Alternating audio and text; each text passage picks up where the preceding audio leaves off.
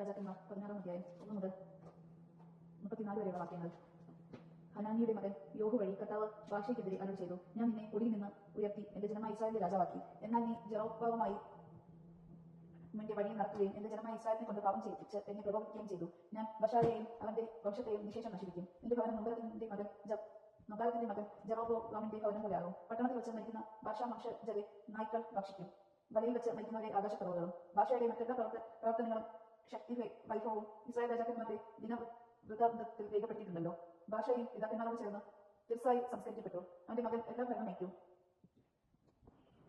ജെറൊബോവാമിന്റെ ഭവനത്തെ പോലെ കർത്താവിന്റെ സന്നിധിയിൽ പാപം ചെയ്ത് അവിടുത്തെ പ്രകോപിക്കുകയും ആ ഭവനത്തെ നശിപ്പിക്കുകയും ചെയ്തതുകൊണ്ടാണ് ഹനാനിയുടെ മകനായ യേഹൂ പ്രവാചകൻ വഴി കർത്താവ് ഭാഷയ്ക്ക് അവന്റെ വംശത്തിനുമെതിരായി സംസാരിച്ചത്. ഏല യൂദാ രാജാവ് ആസയുടെ 26-ാം ഭരണവർഷം ഭാഷയുടെ മകൻ ഏല ഇസ്രായേലിന്റെ രാജാവായി തിർസായി ഭരണം തുടങ്ങി. അവൻ 2 വർഷം വാണു. എന്നാൽ അവന്റെ തേർപ്പടിയുടെ പകുതിയുടെ അധിപനായിരുന്ന സിംഗ്രി അവനെതിരെ ഗൂഢാലോചന നടത്തി. നിർസായിലെ നഗരാധിപതിയായ അസായുടെ ഭവനത്തിൽ ഏല മദ്യപിച്ച് മത്തനായി കിടക്കുകയായിരുന്നു. സിംഗ്രി അടുത്ത് കടന്ന് അവനെ വധിച്ചു. അവൻ രാജാവായി. യൂദാ രാജാവായ ആസയുടെ 27-ാം ഭരണ വർഷത്തിലാണ് ഇത് സംഭവിച്ചത്. രാജാവായ ഉടനെ അവൻ ഭാഷാ ഭവനത്തെ മുഴുവൻ കൊന്നൊടുക്കി. ഭാഷയുടെ ബന്ധുക്കളോ സ്നേഹിതരോ ആയി ഒരു പുരുഷനും അവശേഷിച്ചില്ല.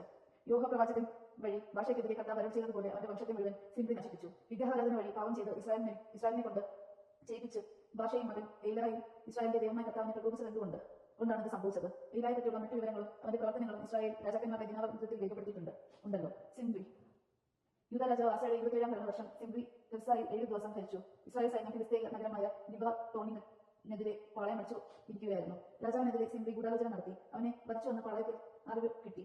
അന്ന് അവിടെ വെച്ചാണ് ഇസ്രായേൽ ജനം സേനാനായകനായ ഓംരിയെ രാജാവാക്കി. ഓംരിയും ഇസ്രായേൽ ജനവും ഗിബത്തോണിൽ നിന്ന് പുറപ്പെട്ട് തിർസ വളഞ്ഞു. പട്ടണം പിടിക്കപ്പെടുമെന്ന് കണ്ടപ്പോൾ സിംഗ്രി കൊട്ടാരത്തിന്റെ ഉള്ളറയിൽ കടന്ന് കൊട്ടാരത്തിന് തീ കൊളുത്തി ആത്മഹത്യ ചെയ്തു. ജെറൊബോവാമിനെ പോലെ പാപം ചെയ്യുകയും ഇസ്രായേലിനെ പാപമാർഗത്തിലേക്ക് നയിക്കുകയും ചെയ്തു. കർത്താവിന്റെ സന്നിധിയിൽ തിന്മ പ്രവർത്തിച്ചതിനാലാണ് അവൻ ഇത് സംഭവിച്ചത്. സിംഗ്രിയെ കുറിച്ചുള്ള മറ്റു വിവരങ്ങളും അവന്റെ ഗൂഢാലോചനയും ഇസ്രായേൽ രാജാക്കന്മാരുടെ ദിനവൃത്തത്തിൽ രേഖപ്പെടുത്തിയിട്ടുണ്ടല്ലോ. ഓംരി ഇസ്രായേൽ ജനം 2 ചേരികളായി തിരിഞ്ഞു. ഗീനാത്തിന്റെ മകൻ തിബ്നിയെ രാജാവാക്കാൻ ഒരു വിഭാഗം അവന്റെ പക്ഷത്ത് മറുഭാഗം ഓംരിയുടെ പക്ഷത്തും ചേർന്നു. ഓംരി പക്ഷം ഗീനാത്തിന്റെ മകൻ തിബ്നയുടെ അനുയായികളെ തോൽപ്പിച്ചു. തിബ്നി മരിക്കുകയും ഓംരി രാജാവാവുകയും ചെയ്തു. യൂദാ രാജാവായ ആസയുടെ 31-ാം ഭരണവർഷം ഓംരി ഇസ്രായേലിൽ രാജാവായി. 12 വർഷം അവൻ ഭരിച്ചു. 6 വർഷം തിർസായിലാണ് ആണത്. 2 തലന്ത് വെള്ളിക്ക് അവൻ ഷെമേറിന്റെ കയ്യിൽ നിന്ന് സമരയിലെ ഇരാമല വാങ്ങി. ചുറ്റും കോട്ട കെട്ടി പട്ടണം നിർമ്മിച്ചു. പട്ടണത്തിന് മലയുടെ ഉടമസ്ഥനായ ഷെമറിന്റെ നാമം ആസ്പദമാക്കി സമരിയാന്ന് പേരിട്ടു. ഓംരി കർത്താവിന്റെ സന്നിധിയിൽ തിന്മ പ്രവർത്തിച്ചു. മുൻഗാമികളെക്കാളേറെ തിന്മയും ഒഴുകി. അവൻ നബോത്തിന്റെ മകൻ ജെറൊബോവാമിന്റെ മാർഗം പിന്തുടരുകയും ഇസ്രായേൽ ജനത്തെ വിഗ്രഹാരാധന വഴി പാപം ചെയ്യിപ്പിച്ച് ദൈവമായ കർത്താവിനെ പ്രകോപിക്കുകയും ചെയ്തു. ഓംരിയുടെ മറ്റെല്ലാ പ്രവർത്തനങ്ങളും അവന്റെ ശക്തി വൈഭവവും ഇസ്രായേൽ രാജാക്കന്മാരുടെ ദിനവൃത്തത്തിൽ രേഖപ്പെടുത്തിയിട്ടുണ്ടല്ലോ. ഓംരി പിതാക്കന്മാരോട് ചേർന്ന് സമരിയയിൽ സംസ്കരിക്കപ്പെട്ടു. മകൻ അഹാബ് ഭരണമേറ്റു. അഹാബ് യൂദാ രാജാവായ ആസയുടെ 38-ാം ഭരണവർഷമാണ് ഓംരിയുടെ മകൻ അഹാബ് സമരിയയിൽ ഇസ്രായേൽ ജനത്തിന്റെ രാജാവായത്. അവൻ 22 വർഷം ഭരിച്ചു. ഓംരിയുടെ മകൻ അഹാബ് തന്റെ മുൻഗാമികളെക്കാളധികം കർത്താവിന്റെ സന്നിധിയിൽ തിന്മ പ്രവർത്തിച്ചു. നബാത്തിന്റെ മകൻ ജെറൊബോവാമിന്റെ പാപങ്ങളെ വ്യാപരിച്ചത് പോരാനിട്ട് അവൻ സീദോൻ രാജാവായ എഗ്ബാലിന്റെ മകൾ ജെസെബാലിനെ വിവാഹം ചെയ്തു. ബാൽ ദേവനെ ആരാധിക്കുകയും ചെയ്തു. സമരിയയിൽ താൻ പണിച്ച ബാൽ ക്ഷേത്രത്തിൽ ബാലിന് അവനൊരു ബലിപീഠം സ്ഥാപിച്ചു. അവനൊരു അശേര പ്രതിഷ്ഠയും ഉണ്ടാക്കി. തന്റെ